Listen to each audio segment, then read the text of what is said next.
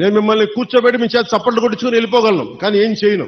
అలా కాకుండా నేను 3 నెలలు ఎందుకు సమయం, 100 రోజులు సమయం ఎందుకు అడుగుతున్నానంటే, చాలా త్రికరణ శుద్ధిగా మీ సాటి మత్స్యకారుడు ఎంత కష్టపడుతూ అర్థం చేసుకొని దాన్ని ఉద్దేశంలో పెట్టుకొని మాట్లాడుతున్నాను. అందుకని మీకు ఒకటి చెప్తున్నాను, నిజం కురచ బొంకు పొడవు అంటారు. అంటే అబద్ధం చెప్పడానికి ఇంత చెప్తాం, అసలు మేమేం చేయగలం అని చెప్పట్లా. నిజం మీకు చేస్తానని చెప్తున్నా. మీకేం చెప్పాను, మీకు నిలబడతానంటే నిలబడతా. మీకు రోడ్డు ఇక్కడ ఉప్పాడ ప్రొటెక్షన్ వాళ్ళు చేస్తారంటే చేస్తాను. దాన్ని కూర్చోబెట్టి మీరు రేపు నుంచి ప్రతి గంటకి ఏమైంది డేటా అంటే అలా కుదరదు. మీకు నా టర్మ్లో, నా టెన్యూర్లో మీకు చేసి పెడతాను. ఉప్పాడ ప్రొటెక్షన్ వాల్ వచ్చి తీరుతుంది. అలాగే అది నేను మన అమిత్ షా గారితో, మోడీ గారితో మాట్లాడుకుని తెప్పించగలను. ఇది చాలా మంది సంబంధించిన వ్యక్తులు, పారిశ్రామికవేత్తలు. దీనికి ఎందుకు 100 రోజులు అడుగుతున్నా చెప్తా మీకు. అన్ని నా చేతుల్లో లేవు. ఇండస్ట్రీస్ మినిస్టర్తో మాట్లాడాలి, ఫిషరీస్ మినిస్టర్తో మాట్లాడాలి, అలాగే కూర్చోబెట్టి మనకి ఏవైతే ఈ షిప్పింగ్ ఇండస్ట్రీ వాళ్ళతో మాట్లాడాలి. అలాగే మనం కూర్చోబెట్టి వాళ్ళు అడుగుతుంది ఇంకోటి ఏంటంటే, మాకు ఎంత డ్యామేజ్ జరుగుతుంది, వాస్తవాలు, దీని పొల్యూషన్ కంట్రోల్ బోర్డుతో కూర్చోవాలి. ఇవన్నీ కూర్చొని చేసే వరకు అందుకు నాకు చాలా కలెక్టర్ గారు కూడా మీకు షణ్మోహన్ గారు తెలుసు, పాప ఎంత కష్టపడి చేస్తా ఉన్నారు మనందరి కోసం, పిఠాపురం అభివృద్ధి కోసం. మన పాడా యాక్ట్ చేసాం, మనకి డెవలప్మెంట్ బోర్డు పెట్టాం పిఠాపురంకి. ఇన్ని సంవత్సరాలు ఎప్పుడు జరగల. అందుకని మీరు నా మీద నమ్మకం ఉంచి మీరు రోడ్ల మీదకి వచ్చి మీరు గొడవలు చేస్తే నేను వస్తా, మీరు తిడితే నేను పడతా. మీరు మీ ఇంట్లో కుటుంబ సభ్యుని కాదు ఇంకెవరిని తిడతారు, బయట ఉన్న తిట్టరు కదా. నేను ఎమ్మెల్యే అంటే కూర్చోబెట్టి నేనేదో కిరీటాలు పెట్టుకునే నేనేం లేను. మీరు మాట పడితే భుజాల మీదకి ఎత్తుకున్నప్పుడు నా భుజం మీద దెబ్బ కొడితే నేను భరిస్తాను, ఎందుకంటే మీరు నా కుటుంబం. మీ చేత తిట్లు తింటాం, ఇవన్నీ నాకు అవసరమా లేదా నేను ఆలోచించట్లా. నాకు మన మత్స్యకారులు అంటే ప్రేమ కనుక నేను మాట్లాడుతున్నాను, మన సోదరులు అంటే ప్రేమ నాకు.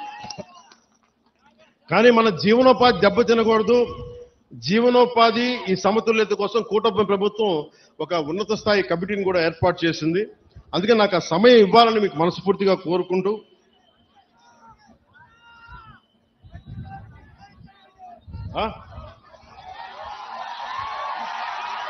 ఒక్క నిమిషం మీరు ఒక్కళ్ళే మాట్లాడండి.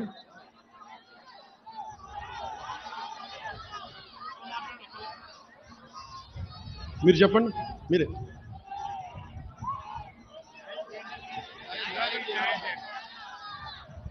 న్యాయం చేయకపోతే పెద్ద మీటింగ్ పెడతాం, న్యాయం చేయడానికే కదా ఇక్కడికి వచ్చింది. కాకపోతే ఒకటి చెప్పాను, పారిశ్రామికవేత్తల్ని ఎవ్వరు కూడా రాజకీయ నాయకులు దయచేసి మీకు న్యాయం చేస్తామని చెప్పి మిమ్మల్ని ఎగదోసి పబ్బం గడుపుకుంటే మీరు దయచేసి అలాంటి వలల్లో పడగండి. అది రైట్ అవ్వదు. మనం ఏమవుద్ది, పారిశ్రామికవేత్తలు బెదిరిస్తే మీకు పర్మనెంట్ సొల్యూషన్ రాదు. మీ అందరికీ తల 10,000 25,000 పడేసి నాయకుల కింద ఇచ్చేసి చేతులు దులుపుకొని వెళ్ళిపోతాను. నేను అలాంటి చేయడానికి రాలా, అలాంటివి నేను చేయను. అవసరమైతే ఉప్పాడలోకి వచ్చి మీ చేత తిట్లు తినడానికి సంసిద్ధంగా ఉంటాను తప్ప నేను అలాంటి బ్యాక్ డోర్ పనులు నేను చేయను. సో అందుకని మీ అందరికీ మీరు నా మీద నమ్మకంతో ఉండండి. నేను మళ్ళీ 2 రోజుల తర్వాత 3 రోజుల తర్వాత కరెక్ట్గా నేను మళ్ళీ వచ్చి ఒకసారి పొల్యూషన్ నేను చూసి మీకు ప్రతి 10 రోజులకు ఒకసారి నేను మీరు ఒక కమిటీని ఏర్పాటు చేయండి. నేను అది అలాగే మత్స్య పరిశ్రమల్లో కూడా స్కిల్ డెవలప్మెంట్ గురించి ఒకటి మాట్లాడమని చెప్పాను. ఉపాధి అవకాశాలు ఇవన్నీ కూడా నేను మాట్లాడతాను. కాకపోతే ఇది ప్రిలిమినరీ మీటింగ్, మొదటి మీటింగ్ ఇది. నేను ఇక్కడికి వచ్చింది, మీరు భయపడకండి, మీ సమస్యని సంపూర్ణంగా అర్థం చేసుకున్నాం. ఒక డిప్యూటీ సీఎంగా కాదు, ఎమ్మెల్యేగా కాదు, మీలో ఒకటిగా నేను ఉన్నాను అని చెప్పడానికి వచ్చాను ఇక్కడికి.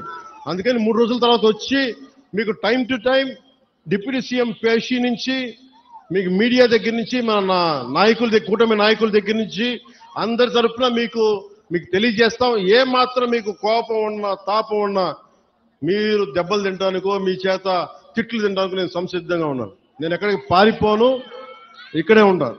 ఇది మన నేల, ఇది మన ఊరు, ఇది మనం ఎక్కడికి పారిపో, ఇక్కడే ఉంటాం. సో మనస్ఫూర్తిగా మీ అందరికీ ఈ భరోసాతోటి మీరు నాకు ఒక 3 నెలలు సమయం ఇవ్వండి. మళ్ళీ 10 రోజులు ఇంకొక 2-3 రోజుల తర్వాత మళ్ళీ వచ్చి మొత్తం తిరుగుతాను తెలియజేసుకుంటూ సెలవు తీసుకున్నాను. జై జనసేన, జై హింద్.